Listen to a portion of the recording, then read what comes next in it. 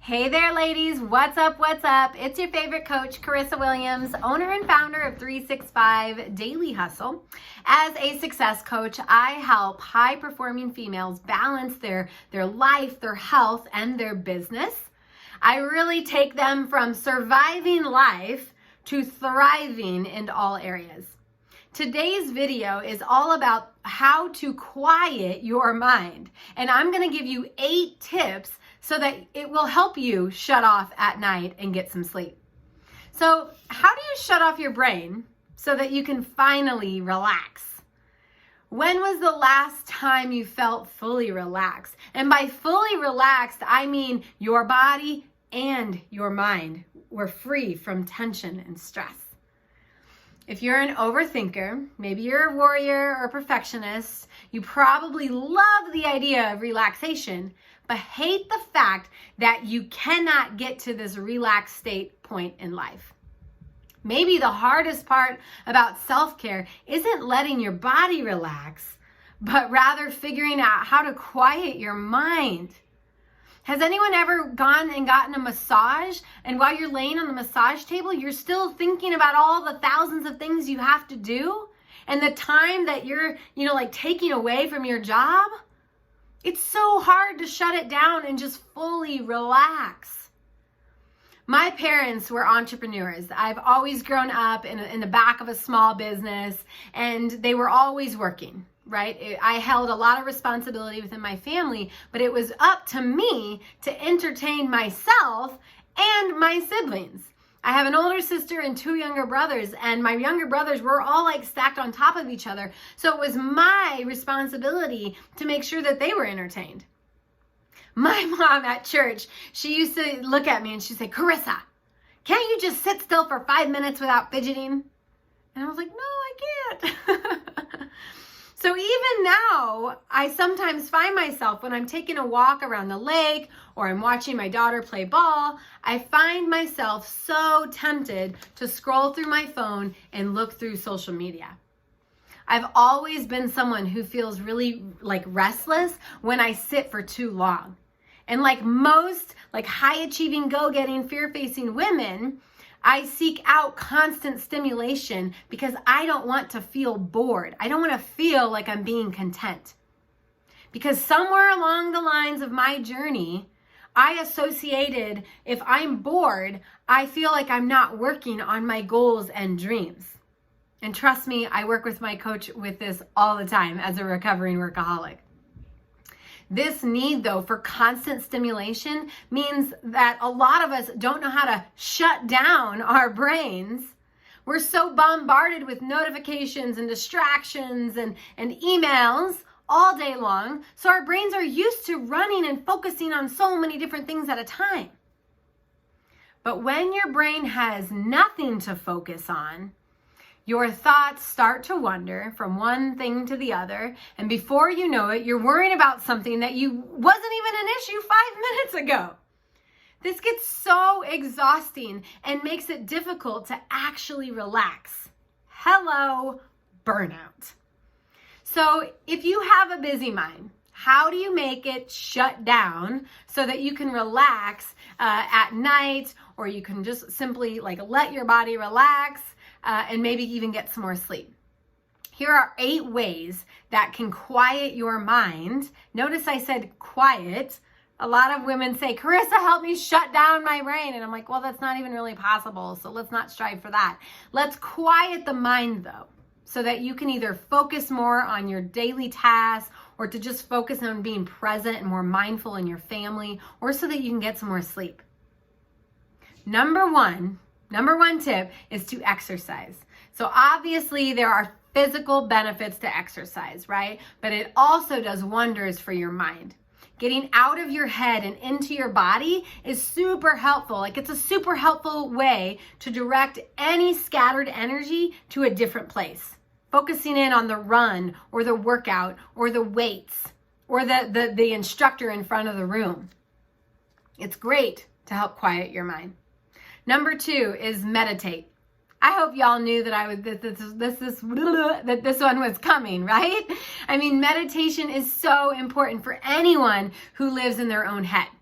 because it encourages you to sit still, reacting to your thoughts, right? You always tune back into your breath because it's so hard to wander. I used to be someone who couldn't sit still in yoga or meditation for more than like 2 minutes. I was like, oh my God, this is so pointless, blah, blah, blah, blah, blah, blah, blah, blah, blah. And now I do it for 20, 30 minutes a day, and it's amazing. So many benefits. All right, number 3 is to write out a list. Write down every single thing that's floating through your head. The to-dos, the worries, the calls to make, the emails to send. Write them all down. And then once you have every single thing written down that's keeping you awake or keeping you so stressed out, circle or highlight the top 6 that need to get done.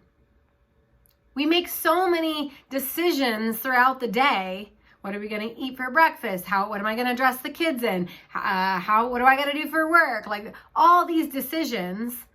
So it's no wonder at night we can't get to sleep. Our brain's still going 100 miles a minute. Write it all down. And then that way tomorrow, you know, and you have an exact list, the top 6 things that you actually need to do that are super important. Number 4 is to make or create something. Now, I love this one. I find that when I am stressed out and I am in my head way too much and I have so much going on and I'm like, I can't handle one more thing. I stop what I'm doing and I create something amazing and fun, and that alone helps quiet my mind. So some activities that you could try doing would be cooking, baking, create a vision board, plant some plants. I love getting outside, or if it's getting cold, go to your greenhouse and pick up a few different little succulents and plant them. You can do that inside. Find something that you can create. Coloring is great too.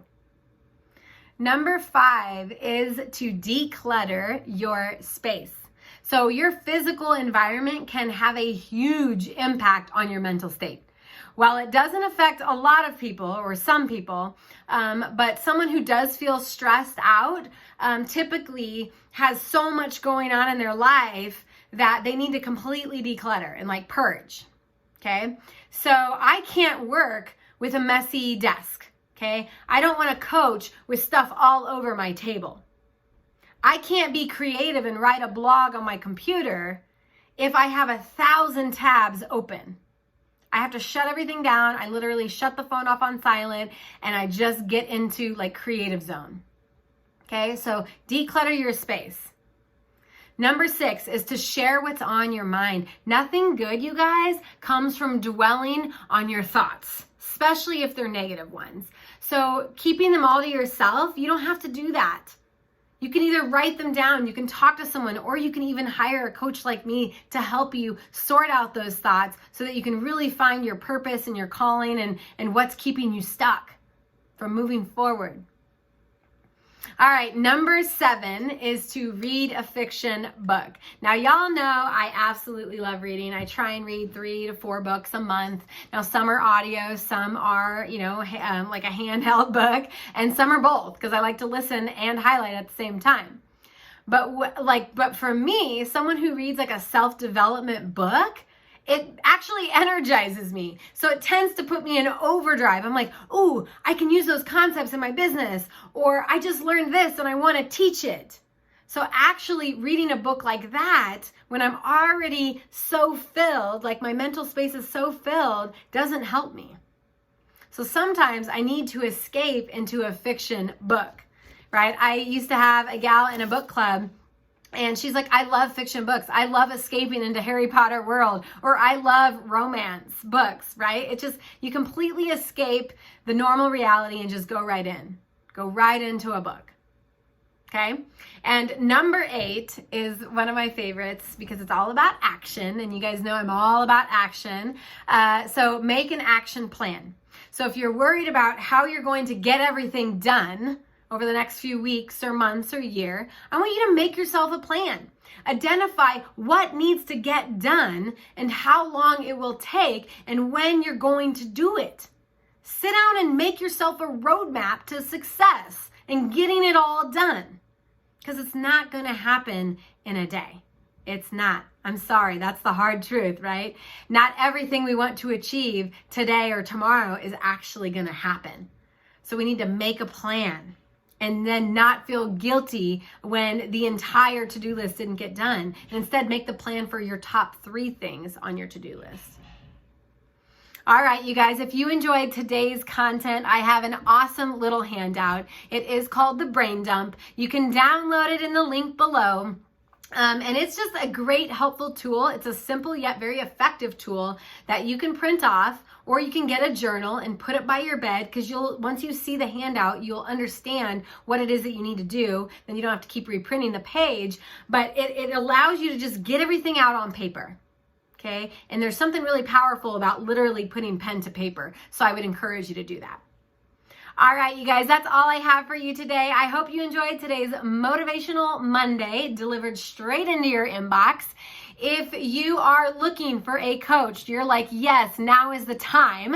Let's set up a clarity call. Let's see if we would work well together. If you're like, girl, I've been watching you for like a couple years now, and I know we'll work well together, we can jump straight into a strategy call. We can go and take your life from surviving to thriving. And I would love to be the boss babe and coach that helps you get there. All right, ladies, stay thriving. Have a fabulous day and enjoy your week.